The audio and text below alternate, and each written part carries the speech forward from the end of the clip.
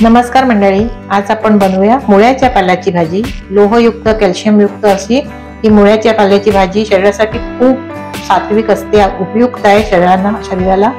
तर ही मुळ्याचा पाला मी घेतलेला आहे, हा एक बाउल भरून घेतलाय, इतकाच अजून आहे। म्हणजे 2 बाउल मी जवळजवळ मुळ्याचा पाला घेतलेला आहे, म्हणजे 5 मुळे त्याचा मी हा पाला काढून एकदम मस्त हिरवा हिरवा पाला मिळाला मला। हा स्वच्छ धुवून कापून घेतलेला आहे। थोडीशी कोथिंबीर, किसलेलं आलं घेतलेलं आहे, राई आणि जिरं दोन्ही मिळून पाव चमचा, अर्धा चमचा लिंबाचा रस, हिंग, हळद, 2 हिरव्या मिरची घेतलेल्या आहे, मिरचीवर बनवायचे, मसाले कुठलेच वापरायचे नाहीत, आणि लसणाच्या 3-4 पाकळ्या ठेचून घेतलेल्या आहे। मिरची तुमच्या आवडीनुसार कमी जास्त घालू शकता। 1-2 कांदे घेतलेले आहेत, बारीक चिरून घेतलेले आहेत, आणि ओल्या नारळाचा चव। इतकं साहित्य ह्यासाठी लागतं। त्यात तुम्ही दाण्याचं कुठेही घालू शकता, आणि 2 पळी एवढं तेल लागेल। पातेल्यामध्ये मी तेल घालून घेते।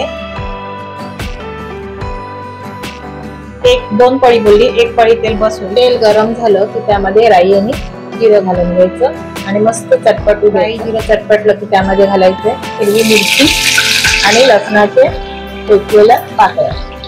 आता कांदा घालून घ्यायचा। आता घालून घ्यायचे हळद आणि हिंग, मीठ घालून घ्यायचं, पण मीठ थोडं जपूनच घालायचंय, कारण पालेभाजी आटली जाते, आरली जाते, तेव्हा आपल्याला खारट नको व्हायला, म्हणून आधी थोडंच घालून घ्यायचं। कांदा परतून झाला की त्यामध्ये घालून घ्यायचे हा चिरलेला मुळ्याचा पाला। मुळ्याचा पाला खूप आपल्या शरीरासाठी चांगला असतो, कॅल्शियम खूप असतं त्यामध्ये।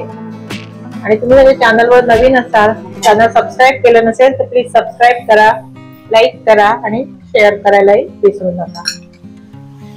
आता असा हा व्यवस्थित मिक्स करून घ्यायचा।